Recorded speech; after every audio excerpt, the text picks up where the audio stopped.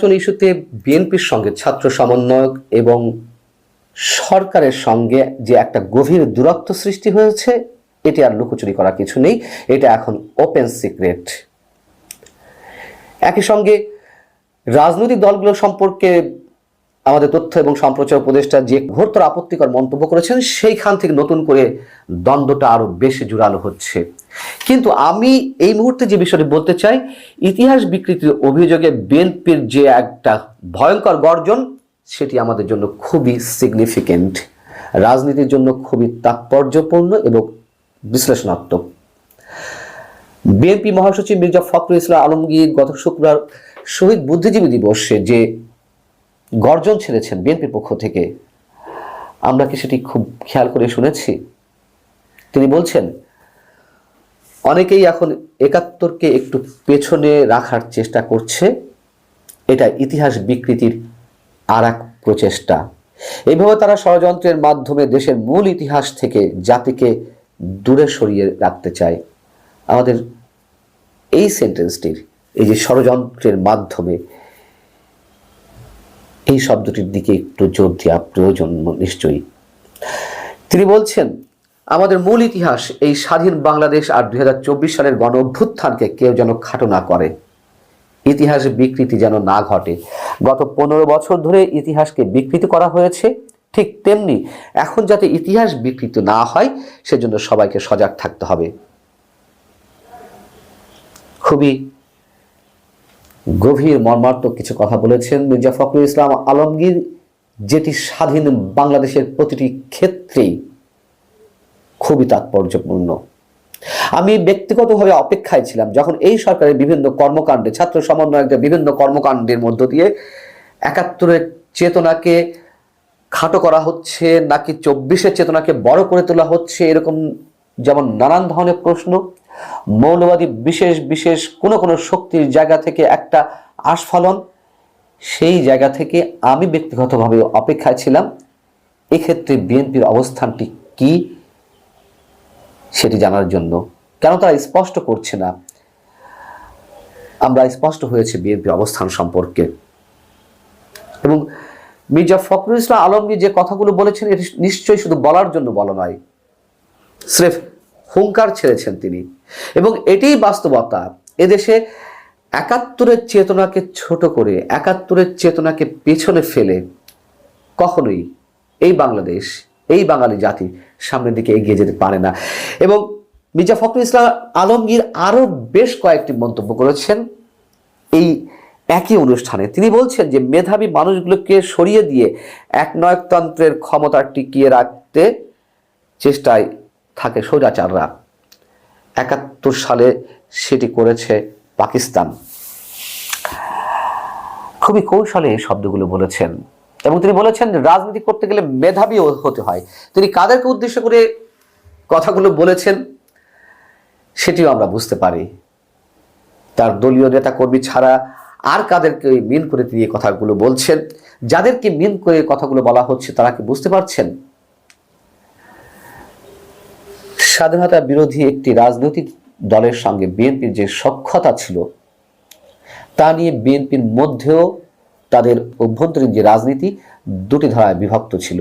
তারা সেই দলকে মেনে নিতে পারছিল না, অনেকে আবার তাদেরকে নিয়ে সাবলীলভাবে চলার কথা বলছিল। কিন্তু শেষমেশ আমরা দেখলাম তাদের থেকেও বিএনপি দূরে সরে গেল। বিএনপি উপলব্ধি করেছে আর যাই হোক, স্বাধীনতা বিরোধী কোনো শক্তির আস্ফালন এদেশের মানুষ মেনে নিতে চায় না। দিন শেষে ৭১-ই জয়ী হবে, সে কথা বিএনপিও খুব ভালোভাবে উপলব্ধি করতে পেরেছে। আওয়ামী লীগ ৭১-কে নিয়ে চেতনার ব্যবসা করেছে, কথা সত্য, কোনো ভুল নেই। আওয়ামী লীগের সময় ৭১-এর চেতনা অনেক উপরে তুলে ধরা হয়েছে ঠিকই, কিন্তু সেটিকে পুঁজি করা হয়েছে তাদের নিজ স্বার্থে, হীন স্বার্থে। সেটি যেমন মানুষ গ্রহণ করতে পারেনি, ঠিক একইভাবে ৭১-কে খাটো করবেন, ৭১-কে অস্বীকার করবেন, কথায় কথায় ৭১-এর উপরে ২৪-এর চেতনাকে স্থান দিবেন, এটি মানুষ মেনে নিতে পারে না। ২৪-এর চেতনার অবশ্যই প্রয়োজন ছিল, চব্বিশের গণঅভ্যুত্থান একটি অনিবার্য পরিণতি,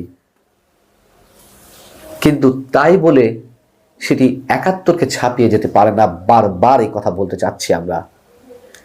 অথচ যারা আবার ২৪কে নিয়ে ব্যবসা করতে চাইছেন তারা বারবার এই কথা ভুলে যাচ্ছেন। এটি সম্ভব না, কোনো অবস্থাতেই সম্ভব না ২৪-এর উপর ৭১কে স্থান দেওয়ার। মির্জা ফখরুল ইসলাম আলমগীর আবারও সেই অনুষ্ঠানে আমাদের তথ্য এবং সম্প্রচার উপদেষ্টা যেই কথাগুলো বলেছেন রাজনৈতিক দলগুলো সম্পর্কে, যে তারা সরকারকে, অন্তর্বর্তী সরকারকে ব্যর্থ করে দিতে চায়, আবারও তার তীব্র প্রতিবাদ জানিয়েছেন। এবং তিনি বলছেন যে নাহিদ ইসলামের বক্তব্য কেন্দ্র করে যে এটা অত্যন্ত ঘোরতর অভিযোগ। আমি মনে করি যে এই ধরনের উক্তি তার প্রত্যাহার করা উচিত। নাহিদ ইসলামের বক্তব্য নানান পর্যায় থেকে সমালোচিত হচ্ছে এবং আমার মনে হয় ছাত্র সমন্বয়কদের অনেকে যে ঔদ্ধত্যের পরিচয় দিয়ে আসছে ৫ আগস্টের পর থেকে, ২৪-এর চেতনা তারাই ধ্বংস করছে, একথা বলতে কোনো দ্বিধা নেই। ৭১-এর চেতনাকে দিয়ে ব্যবসা করতে গিয়ে আওয়ামী লীগ যেমন ৭১-এর অনেক কিছুকে প্রশ্নবিদ্ধ করেছে, যেমন আমি যদি আবারও সেই উদাহরণ দিই যে বিএনপি তো ২০০১ সালে জামাতকে সঙ্গে নিয়ে জোট সরকার গঠন করেছিল। বিএনপি এর আগেও ক্ষমতায় ছিল ১৯৯১ সালে। কই তখন তো মুক্তিযুদ্ধের যে স্মৃতিচিহ্নগুলো সেগুলো এরকম ধ্বংস করা হয়নি, বঙ্গবন্ধুকে চরমভাবে অসম্মান করা হয়নি। কিন্তু আওয়ামী লীগ যাওয়ার পরে এখন বঙ্গবন্ধুর ছবি নামানো হচ্ছে, চরমভাবে অপমান করা হচ্ছে, ৩২ নম্বর পুড়িয়ে দেওয়া হচ্ছে এবং ৭১-এর স্মৃতিচিহ্নগুলো, যেগুলো শত শত স্মৃতিচিহ্ন সারা দেশে ধ্বংসস্তূপে পরিণত হয়েছে, সেইগুলোকে ধারণ করবো না, সেইগুলোকে সংরক্ষণ করবো না। আমরা ২৪-এর চেতনাকে লালন করবো, গণভবনকে সেটির জন্য আমরা ডেডিকেট করে দেবো, ২৪-এর স্মৃতি ধরে রাখার জন্য। এটি হতে পারে না, এটি পারে না হতে। অতএব ছাত্র সমন্বয়কদের সম্ভবত উপলব্ধির সময় এসেছে, তারা যা করতে চাইছে এত সহজে রাজনীতি করা যায় না, এত সহজে সাধারণ মানুষের সেন্টিমেন্ট নিজেদের পক্ষে দেওয়া সম্ভব নয়। আর প্রথম দিকে মির্জা ফখরুল সাহেবের উচ্চারিত একটি শব্দের দিকে বিশেষভাবে খেয়াল রাখতে বলছিলাম আপনাদেরকে। তিনি বলছিলেন যে ইতিহাস বিকৃতির মাধ্যমে তারা ষড়যন্ত্রের মাধ্যমে দেশের মূল ইতিহাস থেকে জাতিকে দূরে সরিয়ে রাখতে চায়। এই যে ষড়যন্ত্র শব্দটি, কারা সেই ষড়যন্ত্র করছে? সরকারের ভেতরে এবং বাইরে থেকে কারা দেশকে একটা মৌলবাদী শক্তিতে রূপান্তরিত করতে চায়, মৌলবাদী দেশে রূপান্তরিত করতে চায়, সেই কথাটিও মির্জা ফখরুল ইসলাম আলমগীর খুব সিগনিফিকেন্টলি উচ্চারণ করেছেন, আমাদেরকে মনে করিয়ে দিয়েছেন। বিএনপি যখন এটি মিন করছে তাহলে অবশ্যই আমাদের জন্য ভাববার বিষয়। আল্লাহ হাফেজ।